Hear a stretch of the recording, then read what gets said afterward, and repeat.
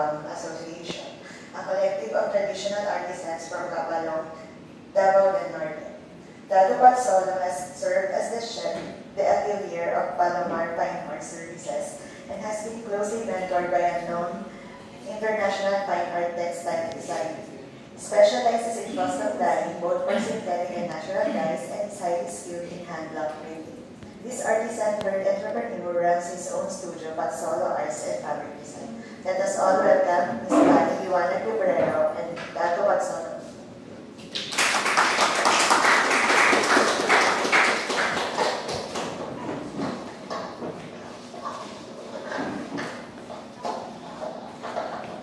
Good morning po sa ating lahat. Ang gagawin po natin, morning. Ay, backgrounder lang pala sa aming dalawa, nabasa niyo po yun. Ako po, background ko po talaga, Philippine Arts, Cultural Research graduate, pero nag-teatro ako and then development work. Pero nung na-inlove ako at napadpad sa Los Baños, ay hindi na ako umalis. Kaya from Manila, lumipat na dito. Tapos ako yung nagkaanak, gusto ko ipatuloy yung pag-arts dito sa Los Baños dahil na-inspire kay Maria Marie. Kaso ka lang, ako din yung art teacher ng anak ko. Tapos isang araw ay tinuturuan ko siya magpintura.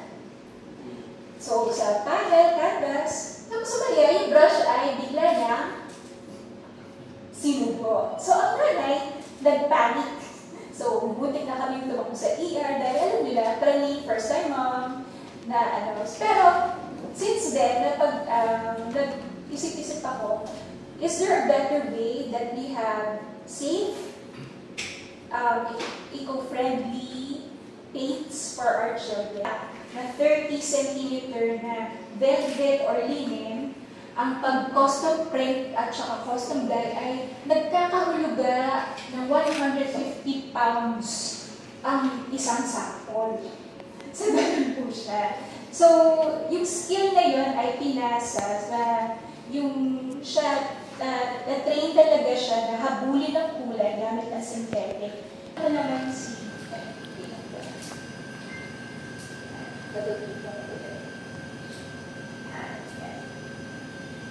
So, yan po.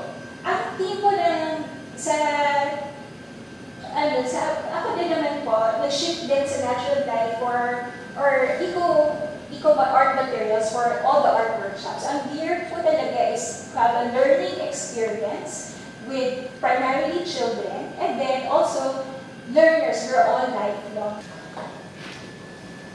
Bata, si Dato Patsolo at ang mga po ng Davao del Norte.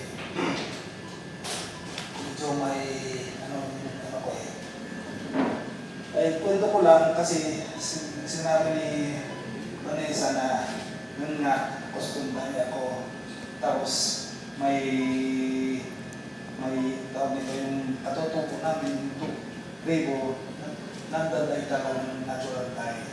So, from costume dye, bumalik ako doon sa natural dye. Kasi kami, mga katutubo, talaga sa halaman at sa mga kahoy, bato, lupa, kami nagkukuha ng pangkulit namin. Kasutan ng katutubo. Ngayon, simula ni Vanessa yung ginagawa niya na yung natural dye, nag-usap kami na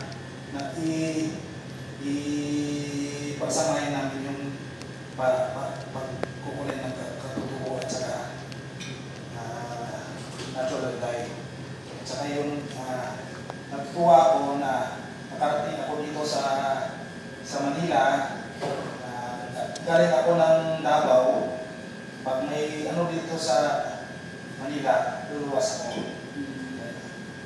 Pag ganitong mga kaganapan sa mga natural dye, talagang luluwas ako para mabuhay yung tubo. Kasi sa ngayon, itong boses ko nasira to sa synthetic dye. Kasi synthetic dye kasi hindi ko alam, nung nasa Thailand ako, yung palang usok na yung mainit na tubig, hindi ako nagmas. Kaya yung chemical pumasok sa akin. Kaya doon ako naisip na dapat ipatuloy pa rin natural diet. Kasi may may nangyari sa akin Yung nga naisira yung parang bukal ko ng dahil sa kasi dito sa ilong ko na dumadaan yung chemical hanggang umabot dito sa akin. Yun lang. Salamat. Ayun dito. So, sige, mamaya na lang kami. Dahil po kasi, ang natural diet. Sino na po dito ulit na may kami ng technical expertise kasi ako as a chemist, diba? Chemical reaction. Tama sabi nila ako, talagang harmful sa health kapag synthetic dyeing. Kasi may mga chemicals, aside from the chemicals, yung fixing agent na hindi chemicals, yung masama. Kaya tayo nag-venture sa natural dyes. So yung color pastes lang ang magiging gamit sa natural dyes. Kasi ang synthetic, kahit nalaman mo, masan siya, ay hindi siya matay-bagal. Pero sa natural dyes, kailangan ka mag-venture para mag-fix siya. So yun lang yun. Maganda po yung ginagawa ninyo kasi meron na kayong mga sinashowcase ko yung mga ginagawa ninyo. Pero yung sa inyo po ba ay sa tela, yung sa Thailand? Hindi. Sa mga velvet. Sa mga velvet. So kasi naman, kami naman sa section ng more on paper, handmade paper. Pero may experience na kami. Kasi siya nakasama ko sa project paper. Tapos sa Biojewels, yun, ginamit namin. So kaya ito another, exciting na additional na kaalaman sa atin. Thank you for raising po yan. Kasi actually ang ating status ngayon na natural dye is parang revival din siya status. Kukunti na lang po talaga yung alam yung traditional na methods. Even yung research recent, yung red, yung true red, sa Lake Cebu, isa-dalawa na lang po may alam. Dinocument, pero wala nang makaintindi ng proseso. Kaya maganda sana kung meron din or isa sa atin, mga dyer o may background, mapuntahan mag-document. May na-document, pero iba pa rin pag may background ka as a scientist o chemist or dyer para maintindihan ang process. Kasi ibang documentation na Pasa-pasa na yan Sana may pasa pa natin po other generation. So since dito naman po tayo, good go straight to the point. Sa issue pa rin yan, even ngayon sa fortunately, dahil sa efforts sa katulad ng mga department ninyo, ng UST, ng mga advocates, nagkakaroon tayo ng revival. Ang problem natin ngayon is technique and skills. Yung iba kasi parang emerging, pero hindi pa talaga makabisa paano talaga mag-fix yung dye. So, madami po, mentor din po namin sila Sir Luis Agaid, pumunta din po sa Abra, nag-train.